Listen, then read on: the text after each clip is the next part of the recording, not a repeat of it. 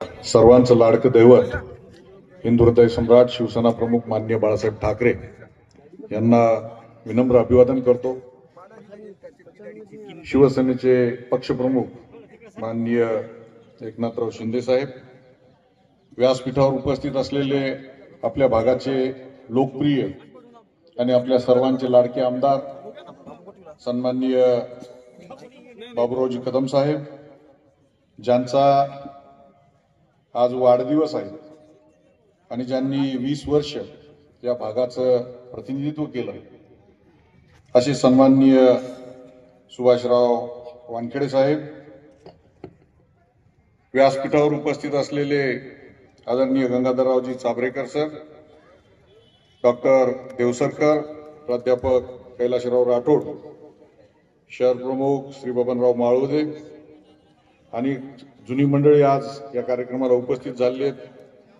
पांडुरंग कोल्हे मामा दिसलेले आहेत, संभाजीराव लांडगे आहेत, भाजपचे श्री तातेरावजी वाकोडे, व्यंकटेशजी लोणे, खास उंबरखेडून उपस्थित राहिलेले तालुका प्रमुख प्रवीणजी मिरासे, विनायकराव कदम, संदीपजी ठाकरे, हिमायतनगरचे तालुका प्रमुख रामभाऊ ठाकरे, आशिष सकवान, राम, तळणीहून खास आलेले आमचे कांतरावजी तावडे, युवा सेनेचे जिल्हा प्रमुख संदेशजी हरडपकर, महिला आघाडीच्या आमच्या शीतलताई, दुर्गाताई भारती, इथं उपस्थित असलेले बालाजीराव राठोड, जीवनराव आडे, सन्माननीय माजी नगरसेवक बाळासाहेब तरोडेकर, सभापती बालासाहेब कदम, समोर उपस्थित असलेली आमची नव्या पिढीतली शिवराज दादू, ही नवीन पिढी, विकासराव देवसरकर, आमचे वर्गमित्र मराठग्याचे बाबूराव, साप्तीचे आमचे शिवाजीराव, अनेक माणसं आहेत, सगळ्यांची नावं आहेत। इथं उपस्थित असलेले पत्रकार बांधव आणि भगिनी, सर्वांना सर्वप्रथम मानाचा जय महाराष्ट्र करतो। तुमचं मनापासून आभार मानतो की तुम्ही बाबूरावजी कदम सारखा एक ताकदवर कार्यकर्ता आपल्या भागातला आमदार म्हणून निवडून दिला, त्याबद्दल हदगाव हिमायतनगर जनतेचं मानावं तेवढं ऋण अतिशय कमी आहे। आता वानखेडे साहेबांचंही भाषण ऐकत होतो, बाबूरावचंही ऐकलं। नवीन लोकप्रतिनिधी निवडून आल्यानंतर आपल्या सर्वांच्या अपेक्षा खूप जास्त त्या लोकप्रतिनिधीकडून असतात। माझी विनंती आहे तुम्हाला, बाबूराव हे तळागाळातले कार्यकर्ते आहेत, ते काय आज अचानक आले आणि आमदार झाले असं नाही। कारण बाबूरावची जवळपास तिसरी निवडणूक होती। 2009ला माझ्याबरोबर ते विधानसभेमध्ये मी नांदेडमध्ये पराभूत झालो, ते हदगावमध्ये पराभूत झाले। त्याच्यापूर्वी 2-3 टर्म त्यांनी जिल्हा परिषद सदस्य म्हणून अतिशय उत्कृष्ट काम त्यांनी या भागाचं केलेलं होतं।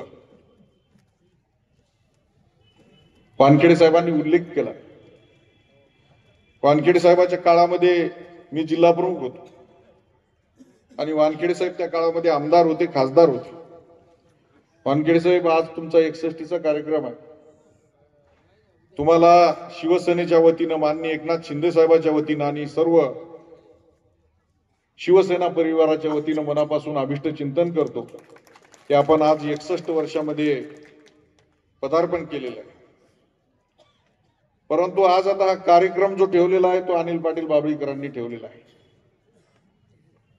त्यांचं मनापासून अभिनंदन करतो की एवढा मोठा कार्यक्रम, आमदाराचा सत्कार, तुम्हारे खत में हमारा सलाम, तुम्ही असं करू नका। 61चा आता कार्यक्रम ठेवा। तुम्ही भाषणात सांगितलं की वाढदिवसाच्या दिवशी आमची वहिनी तुम्ही दोघंच वाढदिवस साजरा करत होते, या सगळ्या लोकांना जेवायला बोलवा। 61च्या निमित्तानं वेगळा कार्यक्रम एक वेगळा ठेवला पाहिजे। लहरीच्या फार्म हाऊसला ठेवा, नाही तर हदगाव मध्ये ठेवा। कारण 4 टर्म लोकांनी निवडून दिलं तुम्हाला। दिवाळीचं जेवण तुम्ही देत होते, आम्हाला मान्य आहे, परंतु वाढदिवसाला जीव घातलं पाहिजे। आता 61 वर्षात झाले तर काही हरकत नाही, आमदार खासदार असताना जीव घातलं नाही तर नाही, आता तरी जीव घातलं पाहिजे, हे जनतेच्या वतीनं माझी मागणी आहे की नाही? बरोबर। अनेक गोष्टींचे उल्लेख इथं झाले। भाऊरावजी, लोकप्रतिनिधीची कसरत फार मोठी कसरत असते. माझ्याही 5-7 निवडणुका झाल्या, वानखेडे साहेबाच्या 5-7 निवडणुका झाल्या, तुम्ही 3-4 निवडणुका लढले. लोकप्रतिनिधी कसा असावा वानखेडे साहेबांनी सांगितलं. आपण जेव्हा पोरग बघायला जातो तेव्हा ते पोरग गोरपान असलं पाहिजे, कर्तृत्ववान असलं पाहिजे, मोठ्या नोकरी हुद्द्यावर असलं पाहिजे, डोक्यावर भरघोस केस असली पाहिजे, रंग गोरा पाहिजे. तसं लोकप्रतिनिधीच आहे. तुम्ही सगळ्यांना कामही दिले पाहिजे, तुम्ही चारित्र्यवान असलं पाहिजे, तुम्ही वर्गण्या सगळ्या दिल्या पाहिजे. तुम्ही गणपतीला सगळ्या मंडळाला वर्गण्या दिल्या पाहिजे, तुम्ही नवरात्रीच्या सगळ्या देवाला वर्गण्या दिल्या पाहिजे. भीम जयंती आहे, आंबेडकर जयंती आहे, शिवजयंती आहे. हिंदुस्थानामध्ये दर महिन्याला सण आहेत. तुम्हाला सांगतो, प्रत्येक जातीचे आता समाजाचे प्रत्येकाचे महापुरुष आहेत, त्याच्या जयंत्या महिन्या सगळे कार्यक्रम आहेत. आणि हे करत असताना लोकप्रतिनिधीकडनं अपेक्षा साहजिक असतात. आता 1000-2000च्या पावत्या वानखेडे साहेब कोणी पाडत नाही. तुमच्या काळामध्ये चालत होतं, 100 चालत होतं तुमच्या काळात. आता ते 5000 पाडली तर आमदार आहे, त्याला काय कमी आहे. म्हणून अपेक्षेनं लोक तुमच्याकडे बघतात. काम उत्कृष्ट झालं पाहिजे, कोणत्याही ठेकेदाराकडनं रुपया तुम्ही मागितला नाही पाहिजे, चारित्र्यवान तुम्ही राहिलं पाहिजे. तेव्हा लोकप्रतिनिधीला मोठी सर्कस आहे. त्यांना लग्नाला गेलं पाहिजे, मात्या तेरव्या हे तर केल्याच पाहिजे, त्याच्याबरोबर मंत्रालयातल्या बैठका केल्या पाहिजे आणि विकास सुद्धा केला पाहिजे. त्याच्यामुळं 24/7 24 तास कामाची अपेक्षा लोकप्रतिनिधीकडून असते. आणि जो कार्यकर्ता याला उतरतो त्याला लोक वारंवार पसंत करतात. वानखेडे साहेब, खऱ्या अर्थानं तुम्ही भाग्यशाली आहात. तुम्हाला एकदा नाही, दोनदा नाही, 3दा लोकांनी निवडलं. त्या अर्थानं तुमचं काम निश्चितच चांगलं असलं पाहिजे, म्हणून लोकांनी तुम्हाला 3दा निवडलं. आता तुम्ही माझं काय करायचं हे प्रश्न तुम्ही विचारलेला आहे. कसं आहे, आता घरामध्ये कोणतरी ज्येष्ठ मार्गदर्शक पाहिजे, त्याच्यामुळं तुमचा अनुभव मोठा आहे. तुम्ही मार्गदर्शकाच्या भूमिकेमध्ये सगळ्यांनाच आवडलेले आहात. त्या भूमिकेत राहा. तिथं पुढे दादू बसलेला आहे, त्या दादूला आता पुढे येऊ दे. असं बघा, लोकांनी टाळ्या वाजवल्या. त्याच्यामुळं कार्यक्रमाला अध्यक्ष कोणतरी पाहिजे, खमक्या बोलणारा पाहिजे, चांगला बोलणारा पाहिजे, आणि सगळ्याच लोकांची इच्छा आहे. त्याच्यामुळे आता तुम्ही आमदारकीची इलेक्शन लढू नका आणि खासदारकीची लढू नका. आता लोकांनी आमदार केलं, खासदार केलं, सगळं झालं. तर पुढची निवडणूक यांची आहे. पंचायत समिती आहेत, जिल्हा परिषद आहेत, नगरपालिका आहेत. आता त्यांनी आपल्याला बसवलं खुर्चीवर, आपल्याला त्यांना बसवावं लागेल ना कुठंतरी. तर आम्ही तुमच्यासाठी केलं, तुम्ही आमच्यासाठी काय केलं, हे प्रश्न खालून येऊ नये ना. त्याच्यामुळं तुम्ही एक उत्कृष्ट वक्ते आहात, सगळ्यांचे चांगला नकलाही करता, कोणालाच तुम्ही खुलं सोडत नाहीत, मोकळं सोडत नाहीत. तुमच्या काळात मी जिल्हा प्रमुख होतो, मला जिल्हा प्रमुख करताना त्यांचा निश्चितच हातभार लागलेला आहे. आपण दोघांनी एकमेकाच्या विरोधात निवडणूक लढवली. तुम्ही कायम आमचे साहेब होतात. तुमच्या त्या निवडणुकीमध्ये कधी आम्ही कटुतापूर्वक उल्लेख तुमच्याबद्दल केला नाही. तुम्ही कालही साहेब होते, आजही साहेब होते आणि आयुष्यभर साहेबच राहताल तुझ्या. त्याच्यामुळं तुम्हाला जे साहेब पद ठेवलेलं आहे त्या पदाच्या मान मर्यादा, कर्तृत्व, चारित्र्य या सगळ्याच गोष्टी तुम्ही राखल्या पाहिजे. तशी अपेक्षा कार्यकर्त्यांची आहे, राजकीय नेत्यांची आहे आणि समाजाची सुद्धा आहे. म्हणून माझी विनंती आहे की देवानं आपल्याला काही कमी केलेलं नाही. माणसाला मरेपर्यंत पदावर राहावं असं वाटते. नरसिंहराव, अटल बिहारी वाजपेयी सारखे 80, 85 वर्षाचे माणसं सुद्धा त्या पदावर राहिले. खरं म्हणजे आपण 15 वर्षापूर्वीच मंत्री राहिला असतात. मी पक्षाकडून तुमचा एबी फॉर्म तुमच्या हाताने लिहून आणला होता.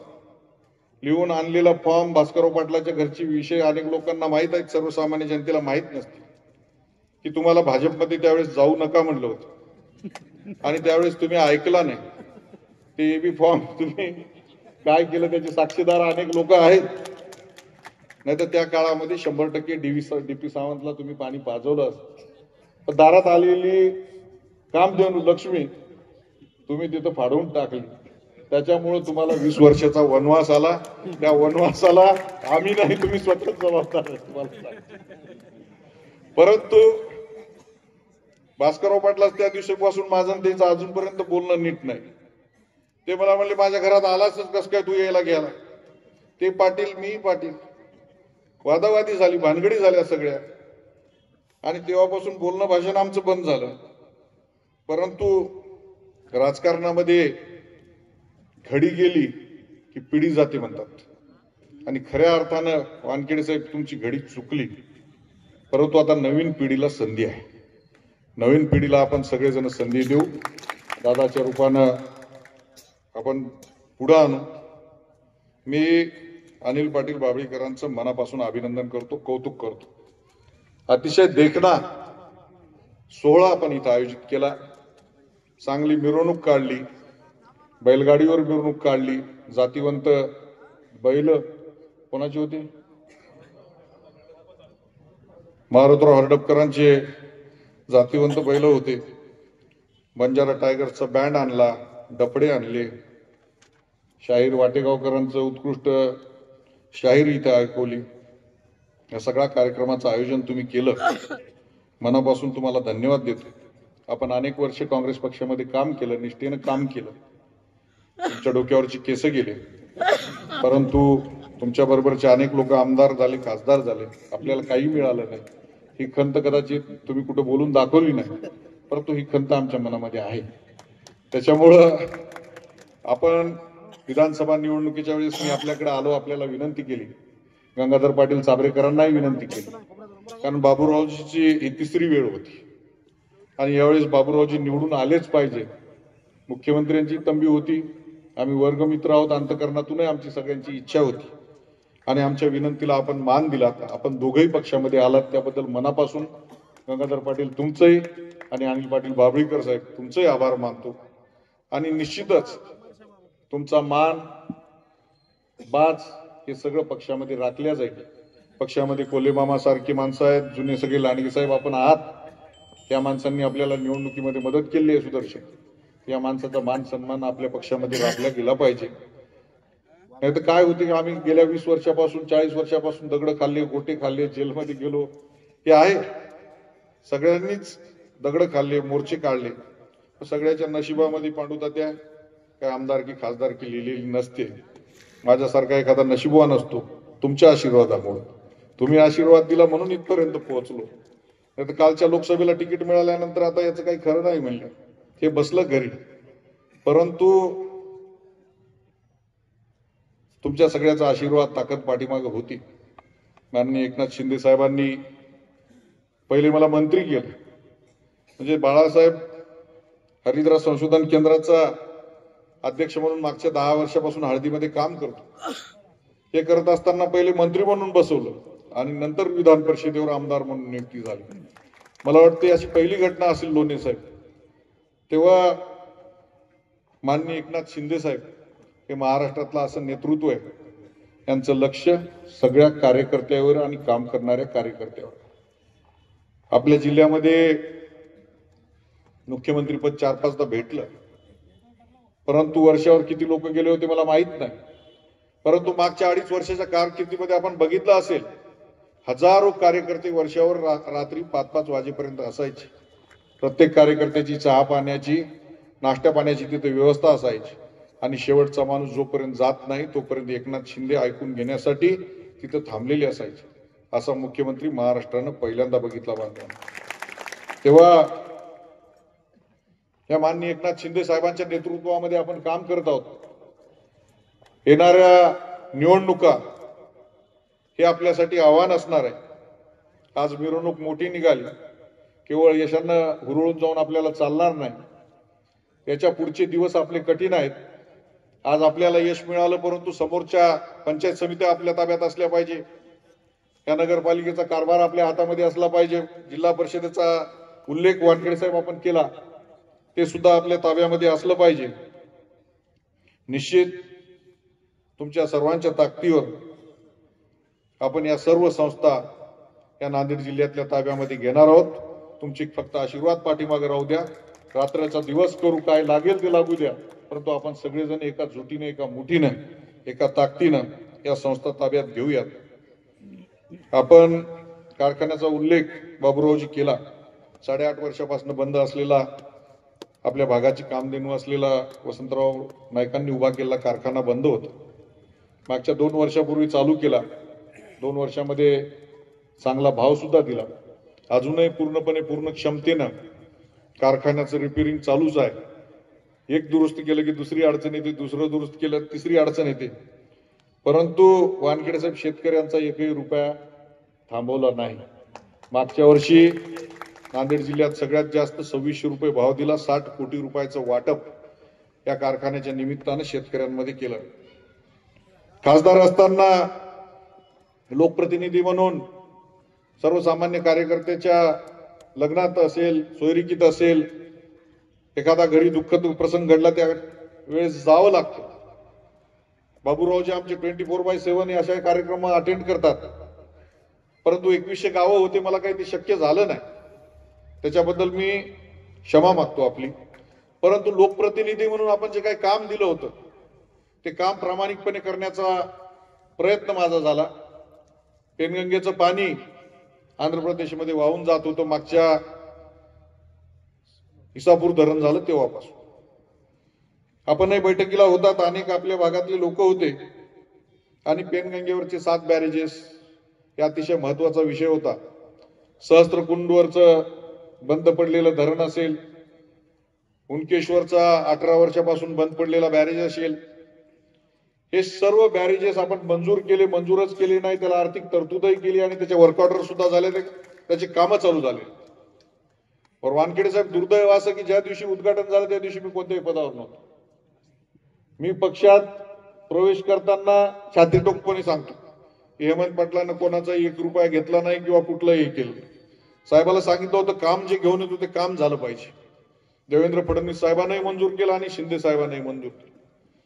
7च्या 7 बॅरेजेस, पेनगंगेची आणि पूर्णेची 4 बॅरेजेस, हे बॅरेजेस त्यांनी मंजूर केलं, वर्क ऑर्डर झाल्या. आणि जेव्हा हे बॅरेजेस होतील तेव्हा दोन्ही तीरावरची, म्हणजे तिकडं पुसद असेल, कळमनुरी असेल, इकडं उमरखेड, हदगाव, हिमायतनगर, आर्णी पासून किनवट, माहूर या सगळ्या भागातल्या किमान 1 लाख एकर जमिनी सिंचनाखाली येणार आहे. हे महत्वाचं काम मी करू शकलो. पुलांचे संदर्भ आहेत, साप्ती असेल, तळणी असेल, वाटेगाव असेल, 7 महत्वाची पुलं या पेनगंगेवरची आपण केले. आपल्या अनेकाचं सोयरबन नदीच्या पलीकडे फेरी मारून 30-40 किलोमीटर आपल्याला जावायला लागायचं. हे महत्वाचं काम पुलांचं आपण केलं. काही राहिलेले पुलं आपण लवकरच करणार आहोत. बाबूरावजीचा फार आग्रह होता, हदगाव बस स्टँड हे नवीन झालं पाहिजे. अनेक टपरीधारकांचा प्रश्न आहे, त्या टपरीधारकालाही बसवायचं आहे. त्याची सुद्धा मंजुरी त्या काळात घेतली होती, निवडणुकीमुळे राहिलं. बाबूरावजी, आता तुम्ही आमदार झालेला आहात, ते एक अद्यावत असं बस स्टँड आणि चांगलं संकुल झालं पाहिजे, यासाठी तुम्ही प्रयत्न करा. त्यासाठी मीही मदत करीन. MIDCचा उल्लेख आपण केला. MIDC केल्यानंतर आपल्या भागातले छोटे छोटे उद्योग वाढले पाहिजे, प्रक्रिया झाली पाहिजे, यासाठी गेल्या अनेक वर्षापासून आम्ही काम करत आहोत. आपण गडकरी साहेबांच्या माध्यमातून मल्टीमोडल लॉजिस्टिक पार्क जी हळद आमची आहे ही देशभरातल्या बंदरावर जावं, यासाठी काम वानखेडे साहेब आम्ही तिथं वसमतला चालू केले. ते काम नुसतं चालू केलं नाही तर 65 एकर जमीन आणि 100 कोटी रुपये तिथं आणले. त्या माध्यमातून इमारतीचं काम तिथं चालू झालेलं आहे. आणि येत्या 2 वर्षामध्ये टिश्यू कल्चरच्या दुप्पट उत्पन्न देणाऱ्या हळदीतल्या प्रजाती, ज्या पद्धतीनं ऊस आपण कारखान्यामध्ये घेऊन जातो त्या पद्धतीनं कच्च्या हळकुंडावर दररोज 5000 मेट्रिक टन हळकुंडावर प्रक्रिया होईल, असा एक पायलट प्रोजेक्ट आणि एक्सपोर्ट क्वालिटीची हळद परदेशामध्ये पाठवण्यासाठी आय रेडिएशन सेंटर, बाबा अटॉमिक रिसर्च सेंटरच्या माध्यमातून आपण तिथं उभं करत आहोत. हे अतिशय महत्वाचे कामं माझ्या कारकिर्दीमध्ये झाले. आपलं तळणी साप्ती या परिसरामध्ये माझं बालपण गेलेलं होतं. त्या भागाचं ऋण फेडण्याच्या दृष्टीने विकू देशाई वानखेडे साहेबांना पैसे दिले होते. ते सभागृह आता पूर्णत्वाला चाललं आहे. बंद पडलेलं तुमचं सभागृह आणि तुमचं अंतर नांदेड पासून 40 किलोमीटर कमी होणार. साप्तीपासून तर बामणी फाट्यापर्यंत 105 कोटी रुपयाचा कॉन्क्रीट रस्ता तुम्हाला दिलेला आहे. त्याचं काम चालू आहे ना, आणि क्वालिटीच काम चालू आहे वानखेडे साहेब. हा, आपण कधीही भेट देऊ शकता. कामाच्या संदर्भात कुठलीही तक्रार असेल तर 100% राजकीय कार्यकर्त्यांनी तिथं जाऊन चुकत असेल तर ते थांबवलं पाहिजे. परंतु ब्लॅकमेलरनं कोणी जाऊन बाबा तिथं माझं काही आहे की नाही, हे असल्या प्रवृत्तीचे माणसं बरेच झालेत वानखेडे साहेब. तेव्हा चांगली कामं आपल्या भागामध्ये झालं पाहिजे हे आपण सांगितलं. दुसरं बाबूरावजी सगळ्यात महत्वाचा विषय, आपण नेताजी पालकर जे आपले प्रतिशिवाजी महाराज म्हणून ओळखले जायचे, त्यांच्या समाधीसाठी 50 लाख रुपये मी दिलेले होते. ते 50 लाख रुपये अजून पडू नयेत. ते मला 2 वर्षापूर्वी ते करायचं होतं तिथं स्मारक त्यांचं. परंतु स्थानिक तिथल्या राजकारणामध्ये जे काही अडचणी निर्माण झालेल्या आहेत, गुरुजी तिथले आहेत, ते म्हणतात मी जमीन विकत घेतली, मी जमीन देत नाही. त्यांना बोलून जमिनीचे पैसे द्या. आता नेताजी पालकर काय वैयक्तिक कोणाच्या मालकीचे होऊ शकत नाही. प्रतिम शिवाजी महाराज होते, अफगाणिस्तान पर्यंत जाऊन लढले होते, त्यांचा धर्म बदलला होता. आणि तिथून आपण पायानं तिथून वानखेडे साहेबांच्या घरापर्यंत जायचं म्हणलं तर आपल्याला म्हणजे कंटाळा यायचा. त्या काळामध्ये तिथून घोड्यावर वापस आले, परत हिंदू धर्मामध्ये आले. एवढा मोठा महापुरुष तालुक्यामध्ये होऊन गेला, त्याचा साधा शिर्ये ढासळून गेले, तिथं मंदिरही नाही, काहीच नाही. त्यासाठी दिलेले पैसे होते ते ताबडतोब बैठक घेऊन कसं सोडवता येईल तो एक विषय हे करा. एक जोरदार स्मारक आपल्या भागामध्ये, कारण आपला भाग निजामाच्या राज्यवटीमध्ये होता, तर नेताजी पालकरांचं स्मारक तिथं झालं पाहिजे, यासाठी आपण काम करूया. दत्तबर्डीला मी खासदार असताना 50 लाख रुपयाच्या पायऱ्या दिलेल्या होत्या. परंतु आता हातगावला बसायला एकही चांगलं गार्डन नाही. कुटुंब कुठं घेऊन जावं म्हणलं तर विरंगुळ्याचं ठिकाण नाही. जी काही दत्त टेकडी आहे ती टेकडी या पावसाळ्यामध्ये आपण फॉरेस्टला तर सांगूच, परंतु एक कार्यक्रम आपल्या वतीने एक 10-20 हजार झाडं आपण त्या टेकडीवर लावू, जेणेकरून हातगावचं सौंदर्य वाढेल. कुटुंब असेल, शाळातले पोरं असतील, त्यांना गेल्यानंतर तिथं कुठेतरी बसता उठता येईल. अशा पद्धतीने दत्तबर्डीचा सुद्धा विकास आपण या भागाचा करूया.